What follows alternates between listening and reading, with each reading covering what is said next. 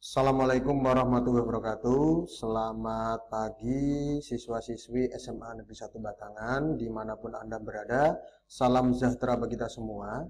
Kami berharap Anda tetap belajar di rumah dan juga melakukan social distancing, physical distancing, dan juga harap rajin untuk mencuci tangan Anda pakai sabun.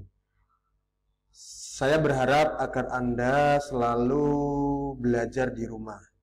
Pada pertemuan kali ini, kita akan mempelajari tentang materi pelajaran sejarah peminiatan. Bersama saya, Bapak Eko Puji Sumaryanto. Selain itu, kami berharap agar Anda tetap semangat untuk melaksanakan pembelajaran di rumah.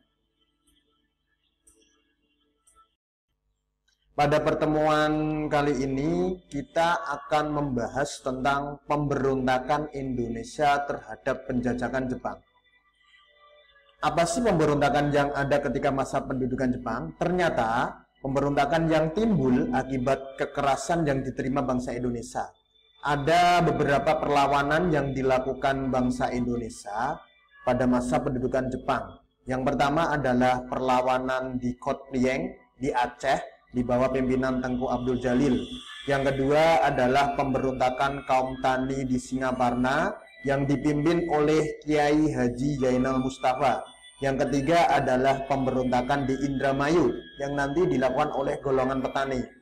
Yang keempat, pemberontakan Beta di Blitar dipimpin oleh Supriyadi. Yang kelima nanti adalah pemberontakan yang terjadi di Kalimantan, dan yang keenam terakhir adalah pemberontakan yang terjadi di Papua. Kami ulangi, ada 6 pemberontakan yang terjadi ketika masa pendudukan Jepang. Yang pertama yaitu perlawanan di Aceh, kemudian perlawanan di Singaparna, perlawanan atau pemberontakan di Indramayu, pemberontakan atau perlawanan di Blitar, kemudian perlawanan di Kalimantan, dan yang terakhir adalah perlawanan di Papua. Yang pertama adalah perlawanan di Aceh. Perlawanan di Aceh ini dipimpin oleh Tengku Abdul Jalil. Perlawanan rakyat Kot Plieng terhadap Jepang dilatar belakangi oleh kebijakan Seikere. Karena pada waktu itu rakyat Aceh diwajibkan untuk melaksanakan yang namanya Seikere. Apa itu Seikere? Seikere adalah upacara membungkukkan badan ke arah matahari atau ke arah timur setiap pagi sebagai penghormatan kepada Kaisar Jepang. Dengan adanya upacara Seikere ini dianggap telah bertentangan dengan ajaran Islam, sehingga ulama Aceh sangat menentang kebijakan tersebut. Pada awalnya, Tengku Abdul Jalil melakukan perlawanan dengan cara berdakwah untuk mengajak rakyat Aceh memboikot kebijakan Jepang. Dalam perkembangannya, Tengku Abdul Jalil mengajak rakyat mengadakan jihad melawan Jepang. Ini adalah gambar upacara Seikere di mana dilakukan dengan cara membungkukkan badan menghadap ke arah matahari atau ke arah timur sebagai penghormatan kepada Kaisar Jepang. Selanjutnya, pada tanggal 10 November 1942, pasukan Jepang dikerahkan ke Kot Plieng. Pasukan ini disenjatai senapan, mesin berat, mortir, dan jenis senjata api lainnya. Akhirnya, Jepang menguasai Kot Plieng. Selanjutnya, perlawanan yang kedua adalah perlawanan di Singaparna. Perlawanan ini dipimpin oleh Kiai Haji Zainal Mustafa, meletus pada tanggal 25 Februari 1944. Perlawanan di Singaparna disebabkan oleh penerapan kebijakan pemerintah Jepang dalam kehidupan masyarakat yang bertolak belakang dengan ajaran Islam dan menyebabkan penderitaan rakyat. Sebelum terjadi perlawanan bersenjata, Kiai Haji Zainal Mustafa tidak mematuhi perintah Jepang untuk melakukan Seikere. Tadi sudah Bapak jelaskan bahwa Seikere ini adalah penghormatan dengan membungkukkan badan menghadap ke arah matahari atau ke arah timur, yaitu ke arah negara Tokyo, untuk menghormati Kaisar Jepang. Menurut Kiai Haji Zainal Mustafa, perintah itu sangat bertentangan dengan ajaran Islam karena dapat dianggap sebagai perbuatan musyrik kalau di kalangan orang Islam. Zainal Mustafa kemudian membentuk pasukan tempur Sukamanah yang dipimpin oleh Najmuddin. Dalam pertempuran ini, tentara Jepang berhasil menangkap Kiai Haji Zainal Mustafa dan kawan-kawan seperjuangannya. Ia selanjutnya dimasukkan ke penjara dan dihukum mati. Perlawanan yang ketiga adalah perlawanan di Indramayu. Perlawanan ini dipimpin oleh Haji Madrias, yaitu di Desa Kaplongan, dan Haji Aksan, di Salabener. Perlawanan di Indramayu ini disebabkan oleh kewajiban menyetor sebagian hasil padi kepada pemerintah dan pelaksanaan Romusa yang sangat menyebabkan penderitaan bagi rakyat Indramayu. Perlawanan rakyat Indramayu dilakukan oleh golongan petani. Petani diharuskan menyerahkan 3 atau 4 kali hasil panen pada padi lebih banyak daripada daerah lain. Sistem pungutan ini sangat merugikan petani kaya dan berpengaruh pada penduduk desa yang menggantungkan hidupnya kepada petani kaya sebagai pemilik tanah. Perlawanan di Indramayu pun ini berhasil dibatalkan oleh tentara Jepang. Selanjutnya perlawanan yang ketiga adalah perlawanan di Blitar di Jawa Timur. Perlawanan ini dipimpin oleh Sudanco Supriyadi, seorang anggota PETA pembela tanah air yang terjadi pada tanggal 14 Februari 1945.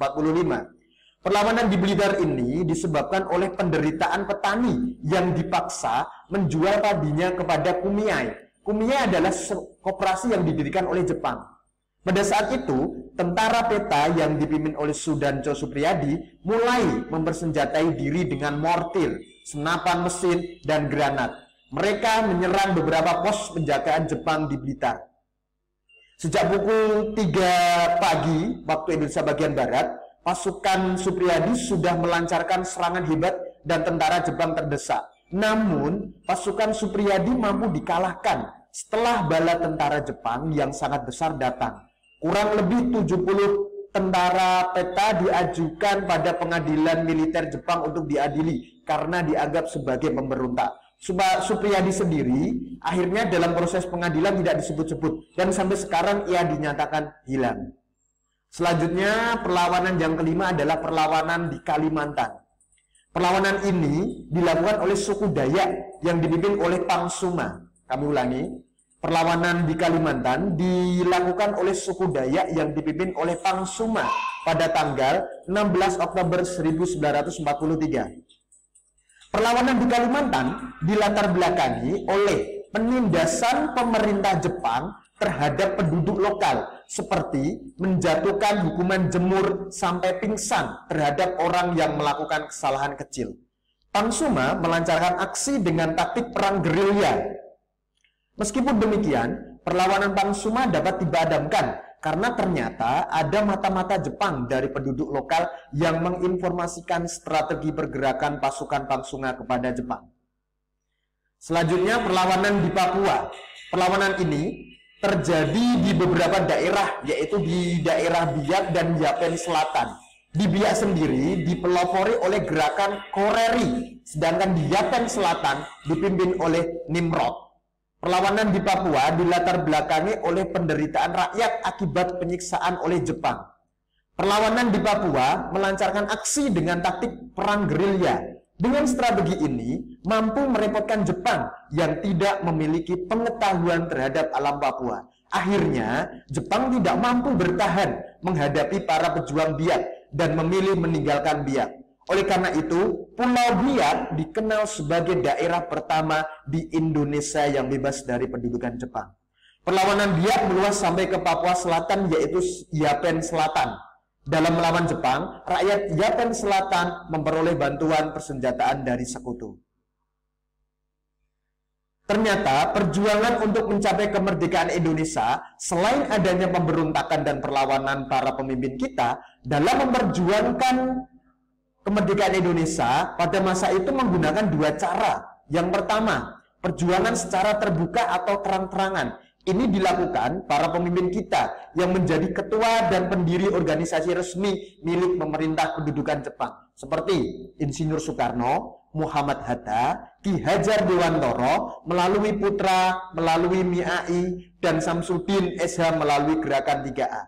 Yang kedua adalah dengan cara perjuangan secara tertutup atau di bawah tanah. Perjuangan ini dilakukan secara diam-diam atau sembunyi-sembunyi, seperti yang dilakukan oleh Sukarni yang terdiri atas Adam Malik, Kusnaini, Pandu Wigono, dan Maruto Niti Niharjo. Ini adalah gambar Romusa. Pada waktu itu pemerintah Jepang melaksanakan kerja paksa yang dikenal dengan nama Romusa, yang nanti menyebabkan banyak penderitaan bagi bangsa Indonesia. Yang kedua adalah gambar Jugu Yanfu, yang merupakan sebagai budak pelepas nafsu dari para polisi Jepang yang kejam, yaitu Kempeitai. Dengan demikian, walaupun Jepang hanya memerintah selama 3,5 tahun, tapi dampaknya sangat luar biasa bagi bangsa Indonesia, membuat kesengsaraan, kematian, dan juga penderitaan. Pada masa pendudukan Jepang, semua organisasi pergerakan nasional yang dibentuk pada masa pendudukan Belanda harus dibubarkan. Ada satu organisasi yang diperbolehkan Jepang, yaitu yang dikenal dengan nama MIAI. Bangsa Indonesia boleh aktif berpolitik melalui organisasi pergerakan nasional yang dibentuk oleh pemerintah Jepang, yaitu Gerakan 3A, Putra, Jawa Hokokai, dan Chuo Sangiin. Ini adalah referensi dari sumber media pembelajaran interaktif sejarah. Yang pertama adalah Sejarah Peminatan Ilmu Sosial SMA MA kelas 11 semester 2, karangan dari Bagas F dan Melki Sedek. Penerbitnya adalah PT Intan Pariwara. Kemudian yang kedua adalah buku karangan Taruna Sena tahun 2009, Sejarah untuk kelas 11 SMA MA semester 1 dan 2 program IBS. Penerbitnya adalah Pusat Perbukuan Kementerian Pendidikan dan Kebudayaan. Kami berharap Anda tetap belajar, semangat, dan jangan berpergian, karena mudah-mudahan virus COVID-19 ini segera hilang dari negara Indonesia. Tetap semangat, selamat belajar, dan semoga sukses. Terima kasih atas perhatiannya. Wassalamualaikum warahmatullahi wabarakatuh.